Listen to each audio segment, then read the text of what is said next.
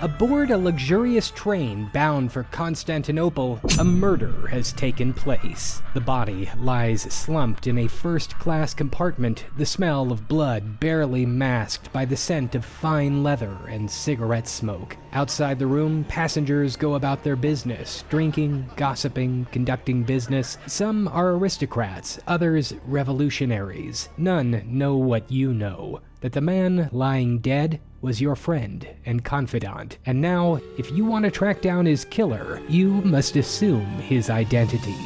This is The Last Express, a 1997 adventure game unlike any other. And back when it was first released, the closest I ever got to it was from over the shoulder of my friend Chris. I remember basically nothing about this classmate of mine other than the fact that his parents were loaded, and unlike me, he could afford a fancy cutting-edge PC, you know, the one with the fancy CD tray, while I rocked a rig that ran on 3.5-inch floppies. One afternoon, while hanging out at Chris's house, he fired his system up and showed me this latest and greatest point-and-click adventure game from some company called Broderbund. It was an intricate mystery set on board the famous Orient Express during the days just before World War I. Still being a child, I had very little knowledge or interest in either of those things, but the one thing that I did understand was that The Last Express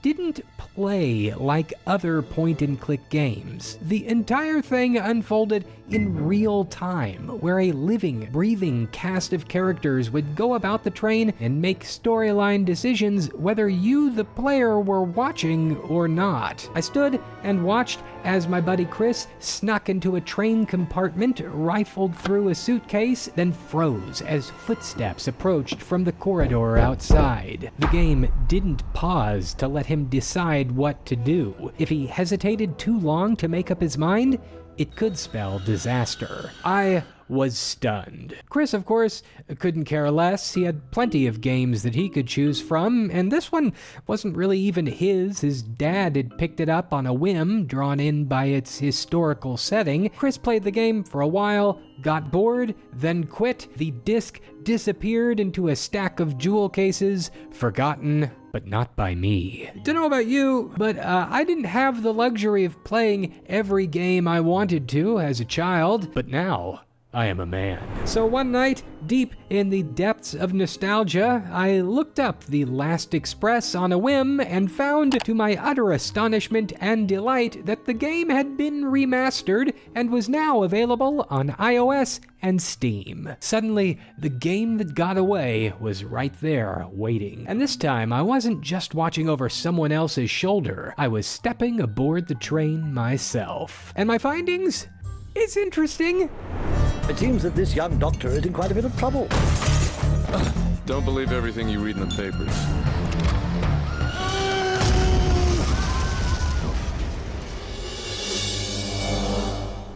So The Last Express was the brainchild of one Jordan Mechner, the dude behind Prince of Persia. Way back in the early 90s, his ambition was to craft a historical mystery thriller that would push the limits of interactive gameplay and storytelling. It took his team at Smoking Car Productions 4 years to develop and involved incredible innovations in rotoscope animation, real-time gameplay mechanics, and featured an immersive recreation of the most famous train there ever was. The plot grabs your attention right away. Set in 1914, you play an American doctor named, I don't even know what his name is. What is it? Robert Cath, who boards the Orient Express at the request of his friend Tyler Whitney. Just as soon as you enter Mr. Whitney's compartment, you discover his body, and with no clear leads and a host of suspicious passengers, you assume Tyler's identity and spend the game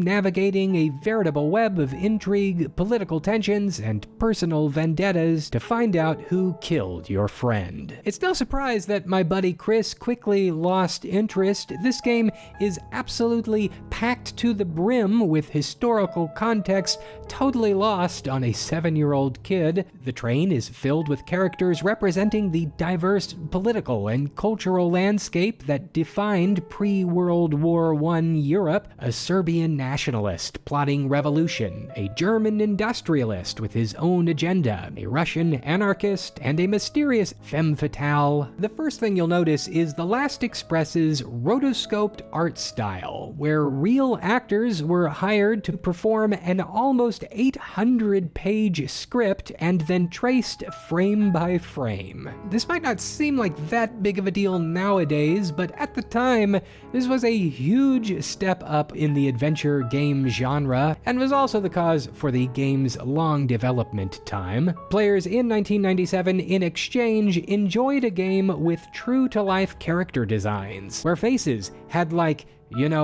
actual emotions, where the different passengers moved in a movie-like way, and the whole thing was completely voice-acted, and the performances are good. That's not to say the aesthetics are totally flawless, of course. The animation in many places is still choppy, often relying on a frame-to-frame dissolve trick to overcome the technical limitations of the era. It often feels stilted and awkward. The train itself, however, is gorgeous. The meticulous recreation of the Orient Express, from the plush first-class compartments to the wood-paneled dining car, walking through the tight corridors, watching passengers mill about, overhearing snippets of conversations. It's a real treat if you're a fan of Agatha Christie's work. As the train hurtles toward Constantinople, the narrative unfolds dynamically based on player decisions, leading to multiple endings. By far, the defining gimmick of The Last Express is that it plays out in real time.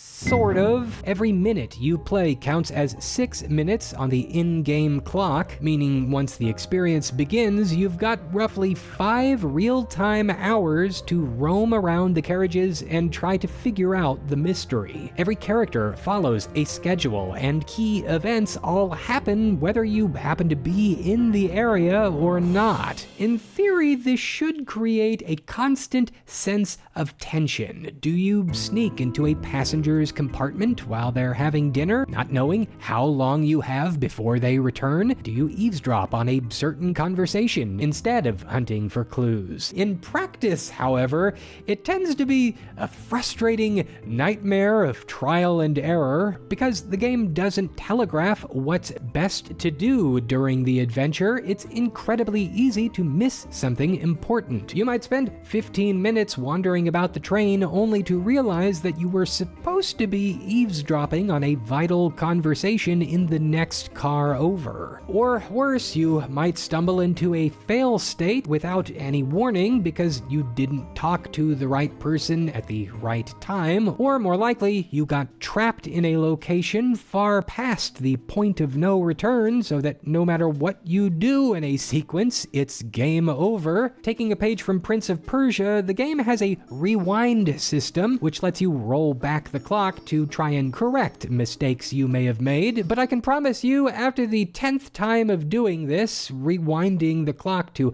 try something different, frustration definitely sets in. The title is full of instant death, game over moments, and many of them feel pretty cheap.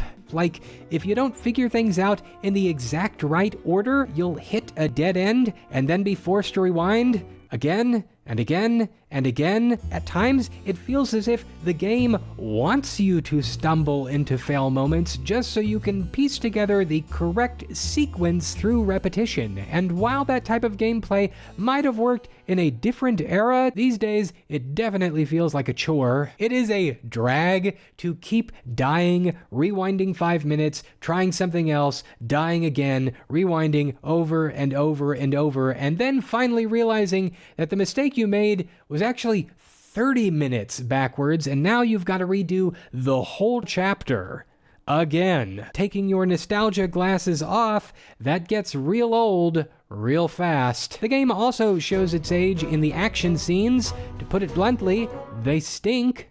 There's no other way to put it, really. These moments, like a knife fight in a cramped corridor or a chase through the train, are clunky, awkwardly animated, and frustratingly imprecise. The game's interface isn't designed for quick reflexes, so these segments feel like roadblocks rather than exciting set pieces. I also don't like the UI. For some bizarre reason, this game plays in a cramped, 9:16 vertical aspect ratio, which in theory should make it perfect if you're playing on a phone, but if you're playing on a tablet or PC, it just feels squished and annoying.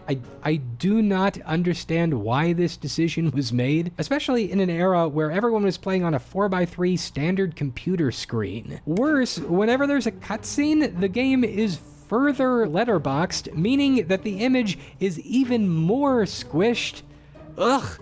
Pick a resolution, game. I played on a tablet, which uses a touch control interface. Tapping to move works fine most of the time, but interacting with objects and navigating menus can feel clunky, which in a time-sensitive situation like this game features, isn't always the best. I do wonder, though, how much of this was actually really that much of a problem for the original player base. I feel like this was gameplay that they were kind of used to. Story-wise, it's interesting. I kind of feel like The Last Express is two different games. There's the first half, and then there's the second half. The opening hours are slow, immersive, and methodical, so much so that for a while it almost feels like the game has no real plot at all. You are left to your own devices to snoop on conversations, piece together what various passengers are up to, their alibis, and trying not to get kicked off the train by the ever-watchful conductors. It's subtle, hands-off, totally vibes-based. You spend most of this early part of the game pretending to be Tyler Whitney, while trying to figure out who killed him and why. And for a good stretch, there's almost no immediate danger, just tension simmering beneath the surface. The cast of characters is fascinating, from the Serbian revolutionaries planning something big to the enigmatic Anna Wolf, a beautiful violinist with secrets of her own, to the ominous presence of the Russian Count Obolensky and his bizarre fascination with an ancient artifact called the Firebird. For a while, it's like the game is just totally content letting you exist in this world, gathering clues at your own pace. But then, somewhere past the midpoint, the game flips the switch, and suddenly The Last Express stops feeling like an immersive detective story and starts feeling like an on-rails point-and-click thriller where you either do things the right way or you die. The game of passive information gathering becomes a frantic scramble from one scripted event to the next. Instead of figuring things out naturally, suddenly it demands precise actions at specific moments. One wrong move or even a hesitation means instant death. And while this narrative shift ramps up the excitement, it also means that you barely have time to process everything that's happening narratively before you're thrown into the next high-stakes moment. And sometimes character motivations are totally flipped, which is a shame because the game gets weird. This tonal whiplash reaches its peak in the game's final act, which moves so quickly and takes such a bizarre turn that I actually had to rewind a few times just to make sure that I hadn't, missed something? The game turns from something firmly grounded in historical fiction, its drama built on real political tensions leading up to World War I, to, in its final stretch, something much more, let's just say, mythical. The game throws this information at you in a matter of minutes, and then, almost like that, there's this weird and totally unexpected ending that leaves you with something that feels like a setup for a sequel which never came. Because as groundbreaking as this game was, it flopped. In fact, The Last Express was such a commercial failure that its developer, Smoking Car Productions, went bankrupt soon after, and its publisher, Broderbund, was acquired by the Learning Company within the year. So I've researched a lot about why this game performed so poorly despite getting a ton of great reviews initially. There's lots of theories ranging from bad timing. In 1997, the gaming industry was rapidly shifting away from traditional adventure games games toward 3D graphics and action-heavy gameplay. It also came out at a time when PC gamers were transitioning to a new version of Windows, so compatibility issues may have discouraged potential players. It was also arguably poorly marketed. Broderbund was already in financial trouble and going through layoffs, so they didn't have resources to properly promote it. Unlike games like Myst, which had a massive marketing campaign behind them, The Last Express launched with barely any advertising at all. As a result, most gamers didn't even know it existed. From a design perspective, the game was doing things that nobody else was doing at the time, and while those innovations were groundbreaking, they also alienated players who were expecting a more traditional kind of adventure game. Critics may have loved the game's depth and realism, but casual players often found it frustrating, confusing, or just too different from what they were used to. And of course, the production of the game cost a pretty penny. That rotoscoped animation was a technical and artistic nightmare, and for all the effort that went into it, the game's animation didn't end up having the kind of mainstream appeal of 3D games like Final Fantasy VII. Also, crucially, The Last Express was PC only at launch, limiting its potential customer reach. One wonders if it had been released on PlayStation, or other consoles too, if it might have had a better chance at finding folks to play it. Now make no mistake, the game now does have an audience. It's a cult classic in its own right, and if it sounds like something you might be into, you can check it out on various platforms. It's a fascinating, ambitious story, but it's also messy and dated, and for me, it did hurt the overall experience. In the end, The Last Express plays out like its own story, promising, ambitious, but which barrels toward an ending that feels abrupt and unfinished. Just as the in-game story hints at a sequel that never came, I'm left wondering what this game could have been if only it had arrived at the right time. This video is sponsored by Squarespace. They can help you put together a beautifully designed website in no time thanks to their all-new design intelligence, giving you access to easy-to-use tools so that you can build a site that feels uniquely you, no coding required. Whether you're showcasing your art, stories, or business, your vision will shine. If you want to start your own podcast, Squarespace has got you covered with audio blocks. Plus, you can sell stuff from courses to videos to music or memberships. You can get started today by going to squarespace.com and starting a free trial. Then, when you're ready to launch your site in full, head over to squarespace.com/AustinMcConnell to save 10% on your first purchase of a website or domain.